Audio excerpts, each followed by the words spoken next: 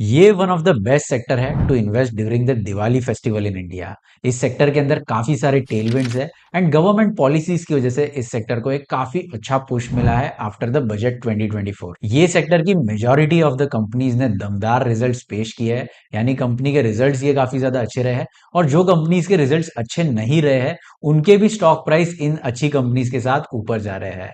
तो दोस्तों ये एक इंटरेस्टिंग टॉपिक होने वाला है, आशा करता हूँ इसमें से आपको बहुत कुछ सीखने मिलेगा। तो चैनल को सब्सक्राइब करते हुए और मुझे फॉलो करते हुए आप इस वीडियो के अंदर आगे बढ़िएगा, ताकि ऐसी इंटरेस्टिंग अपडेट्स आपको टाइम टू टाइम मिलती रहे।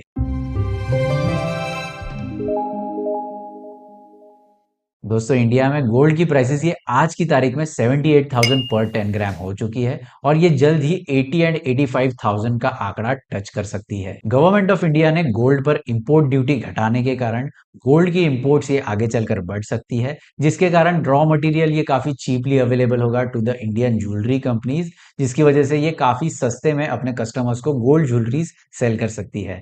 तो दोस्तों आज आपको पता चल गया होगा कि आज हम किस सेक्टर के बारे में बात कर रहे हैं। हम बात कर रहे हैं गोल्ड ज्वेलरी सेक्टर के बारे में, जो काफी तेजी से इंडिया में ग्रो हो रहा है। एंड मोस्ट इंपॉर्टेंटली जो ऑर्गेनाइज सेक्टर है, ऑर्गेनाइज ज्वेलरी मेकर्स है, ये काफी तेजी से ग्रो हो रहे हैं। पहले लोग सस्ते में गोल्ड ज्वेलरी खरीदने के लिए दुबई जाया करते थे, क्योंकि वहां पर उन्हें import duty and other taxes पे नहीं करने पड़ते थे।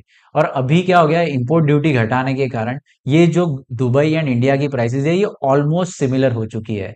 तो लोग इंडिया में बैठे बैठे गोल्ड बाय कर सकते हैं बाय पेइंग लेस चार्जेस, और दुबई आने जाने का खर्चा भी बच जाता है। ओवरऑल इंडियन ज्वेलरी सेक्टर ये 15 टू 16% से ग्रो हो रहा है। और अगर हम ऑर्गेनाइज्ड रिटेल की बात करें तो ऑर्गेनाइज्ड प्लेयर्स जो है ये मच फास्टर रेट से ग्रो हो रहे हैं, जो 18 टू 19% का है। सो दोस्तों हमारा इन्वेस्टमेंट का मोटिव क्या रहना चाहिए? जो भी कंपनी सेक्टर से ज्यादा तेजी से ग्रो हो रही है उसी कंपनी को हमें स्पॉट करना है, और बाकी जो कंपनी सेक्टर से स्लो ग्रो हो रही है उन्हें हमें अवॉइड कर देना है और उन्हें फिल्टर आउट कर देना है। तो हमारी लिस्ट में सबसे पहला स्टॉक है टाइटन एंड कंपनी लिमिटेड। तो ये टाटा ग्रुप की कंपनी है जो ज्वेलरी रिटेलिंग के बिजनेस में काम करती है, और ये one of the biggest player है into the Indian jewellery market जो ऑर्गेनाइज मार्केट में है। तो कंपनी का मार्केट कैपिटल ये 3 लाख करोड़ रुपए का है। और दूसरी कंपनी कौन सी है? तो दूसरी कंपनी है कल्याण ज्वेलर्स लिमिटेड। कल्याण ज्वेलर्स ये हाल ही में काफी ज्यादा तेजी से ग्रो हुई है, और अभी कंपनी का मार्केट कैपिटल ये 73,000 करोड़ रुपीस का है। कल्याण ज्वेलर्स का भी एक काफी अच्छा ब्रांड नेम है, एक काफी अच्छा इम्प्रिंट इन्होंने इंडियन मार्केट के अंदर क्रिएट किया है। अब टाइटन कंपनी जो है इसका पी रेशो चल रहा है 89 का, एंड वहीं पर कल्याण ज्वेलर्स का पी रेशो चल रहा है 116 का। तो पी रेशो के मुकाबले कल्याण ज्वेलर्स ये काफी ज्यादा ओवर वैल्यूड है, ऐसा हमें यहां दिख रहा है। बट एक्चुअली में क्या है? एक्चुअल में अगर आप टाइटन के सेल्स देखो तो टाइटन का रेवेन्यू ग्रोथ जो है ये क्लोज टू अराउंड 20 to 25% से ग्रो हो रहा है, और इसी वजह से इसे लोअर पी रेशो मिला है। एंड वही कल्याण ज्वेलर्स की अगर हम बात करें तो कल्याण ज्वेलर्स की जो ग्रोथ रेट है ये 40 to 45% की है। और कंपनी की मैनेजमेंट ने ऐसा गाइडेंस दिया है कि आगे चलकर भी हमारी ग्रोथ इसी प्रकार की रहेगी और इसी तेजी से हम ग्रो होते रहेंगे। तो कंपनी का जो शेयर प्राइस बढ़ा है वो इसी वजह से बढ़ा है कि कंपनी की जो ग्रोथ रही है, ग्रोथ का ट्रैक रिकॉर्ड रहा है, ये पिछले 1 डेढ़ साल में काफी अच्छा रहा है, एंड ये 30 to 40% के रेट से ग्रो हुई है, बेटर देन टाइटन लिमिटेड। सो टाइटन का ग्रोथ रेट क्या है? 20 से 25% का, इसी के बीच में टाइटन ग्रो हो रहा है। इसी वजह से इसका स्टॉक प्राइस इतनी तेजी से नहीं बढ़ा है जिस तरह से कल्याण ज्वेलर्स का बढ़ा है। तो कल्याण ज्वेलर्स का आगे का गाइडेंस क्या है? आगे भी इन्होंने यही गाइडेंस दिया है कि ये 35 से लेकर 40% की ग्रोथ दिखाएंगे, या फिर उससे ज्यादा की भी ग्रोथ ये दिखा सकते हैं। और वही टाइटन की बात करें तो टाइटन ये बहुत बड़ी कंपनी है, इसका साइज बहुत बड़ा है। 3 लाख करोड़ का इसका मार्केट कैपिटल है, फिर भी ये कंपनी 25% से ग्रो हो रही है। अब टाइटन को 89 का पी रेशो क्यों मिला है? क्योंकि टाइटन ये ट्रस्ट दिलाता है अपने शेयर होल्डर्स को। और वहीं पर कल्याण ज्वेलर्स को 116 का पी रेशो क्यों मिला है? तो कल्याण ज्वेलर्स ये 30 to 40% की ग्रोथ दिखा रही है, यानी जो इंडस्ट्री लीडर है, इंडस्ट्री की सबसे बड़ी कंपनी है, इससे भी ज्यादा ग्रोथ कल्याण ज्वेलर्स दिखा रही है और एक प्रॉमिसिंग रिटर्न अपने शेयर होल्डर्स को प्रोवाइड कर रही है। नेक्स्ट अगर हम बात करें आरओसी की, तो आरओसी टाइटन का है 22.7% का, एंड आरओई चल रहा है 32.9% का। वहीं पर अगर हम बात करें कल्याण ज्वेलर्स की, तो इसका आरओसी चल रहा है 14% का, एंड वही आरओई कंपनी का है 15.2% का। तो यहाँ पर इस कंपैरिजन के अंदर कल्याण ज्वेलर्स ये टाइटन से पीछे रह गया। आगे हम बात करें रिजर्व्स एंड सरप्लस की, तो टाइटन के रिजर्व चल रहे हैं अराउंड 9,300 करोड़ रुपीस के, एंड डेट कंपनी के ऊपर है 15,000 करोड़ रुपए की। एंड वही कल्याण ज्वेलर्स की बात करें तो कल्याण ज्वेलर्स कंपेरेटिवली छोटी कंपनी है। 3,000 करोड़ रुपीज का इनके पास रिजर्व एंड सरप्लस में पैसा है एंड डेट भी है कंपनी के ऊपर 4,400 करोड़ रुपीज की। सो अगर हम रैशनली सोचने जाए तो कौन सी कंपनी आपको सबसे ज्यादा रिटर्न दे सकती है? कल्याण ज्वेलर्स ये ऑलमोस्ट 1/5 ऑफ टाइटन है, यानी टाइटन इससे 5 गुना ज्यादा बड़ा है।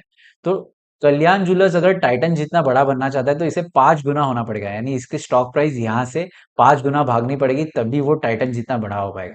और टाइटन को बड़ा होने के लिए कितना टाइम लगेगा? तो टाइटन को 5 गुना होने के लिए और भी ज्यादा टाइम लग सकता है, क्योंकि इसकी साइज बहुत ज्यादा बड़ी है। तो रैशनली अगर हम सोचे तो हमें कल्याण ज्वेलर्स के साथ जाना चाहिए, ना कि टाइटन लिमिटेड के साथ। टाइटन नो डाउट एक बहुत अच्छी कंपनी है, बट टाइटन की ग्रोथ ये स्लोअर है क्योंकि इसकी साइज बहुत बड़ी है।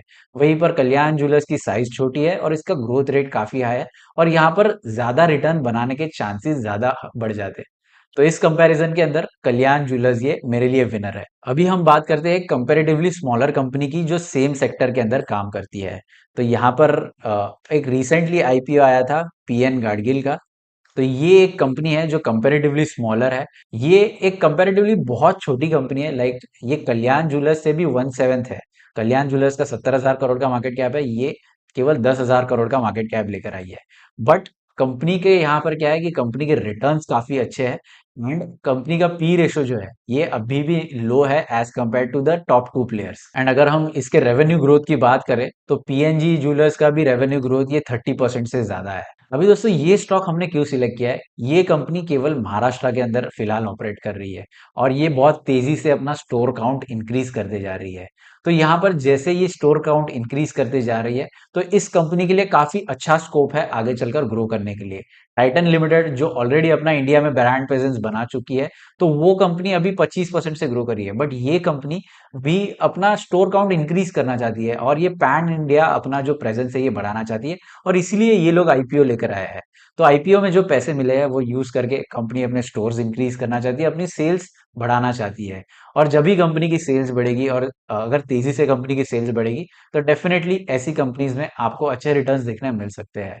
और इस कंपनी का जब आईपीओ आया था ना, तो आईपीओ भी इसका 42 के पी रेशो पर निकला था। अगर कंपनी के प्रमोटर्स चाहते तो इस ये आईपीओ अपना 100 के पी रेशो पर निकाल सकते थे, इतना वैल्यूएशन ये डिमांड कर सकते थे मार्केट से। बट कंपनी के प्रमोटर्स ने काफी अच्छी चीज करी है, ये इनके गवर्नेंस की पॉलिसीज दर्शाता है और इनके जो कहते हैं ना कि बिजनेस करने का तरीका है ये दिखाता है। तो इस स्टॉक के बारे में भी आप अपनी ओर से रिसर्च जरूर कीजिए। ये काफी इंटरेस्टिंग कंपनी लग रही है, बट एक छोटी कंपनी है और रिसेंटली इसका आईपीओ आया है, तो हम इसके जो रिजल्ट नंबर्स है ये इतने ज्यादा तरीके से ट्रैक नहीं कर सकते। तो डेफिनेटली इस पर आपको नजर रखनी चाहिए और इसे भी आप अपनी वॉच लिस्ट में ऐड करके रखिएगा। एक अपडेट के लिए दोस्तों मैं आपको बता देता हूँ, हमारे टायर स्टॉक्स की वीडियो के ऊपर यूट्यूब की तरफ से एक वार्निंग आई थी जो अभी रिमूव हो चुकी है, जिसके लिए हमने अपील किया था। एंड यूट्यूब ने मान लिया है कि हमारी जो वीडियो है इनकी कम्युनिटी गाइडलाइंस के अगेंस्ट नहीं है, और यूट्यूब ने वार्निंग जो है उसे रिमूव कर दिया है। सो आपके सपोर्ट के लिए बहुत ज्यादा धन्यवाद। आप मुझे ऐसे ही सपोर्ट करते रहिए ताकि मैं आपके लिए ऐसा इंटरेस्टिंग कंटेंट ही हमेशा लेकर आता रहूं। अगर आपने टायर स्टॉक्स वाली वीडियो को अभी तक नहीं देखा है तो उसका लिंक मैं आपको नीचे डिस्क्रिप्शन में दे दूंगा। आज के लिए दोस्तों बस इतना ही। आशा करता हूँ ये शॉर्ट एंड सिंपल वीडियो आपके लिए काम करेगा और इसमें से आपको डेफिनेटली कुछ ना कुछ वैल्यू जरूर मिली होगी। वीडियो अच्छा लगा है तो इसे लाइक जरूर कीजिए और दोस्तों के साथ शेयर कीजिए। अगर आपने मेरे चैनल को अभी तक सब्सक्राइब नहीं किया तो यार जरूर सब्सक्राइब कर लेना और मुझे फॉलो करके रख लेना, क्योंकि ऐसे इंटरेस्टिंग वीडियोस मैं आपके लिए हमेशा लेकर आता रहूंगा। डिस्क्लेमर के लिए मैं आपको बता दूं, इस वीडियो के जरिए मैं आपको कोई भी बाय सेल रिकमेंडेशन नहीं देना चाहता, बस मेरी जो एनालिसिस है इसका छोटा सा पार्ट आपके साथ शेयर कर रहा हूं।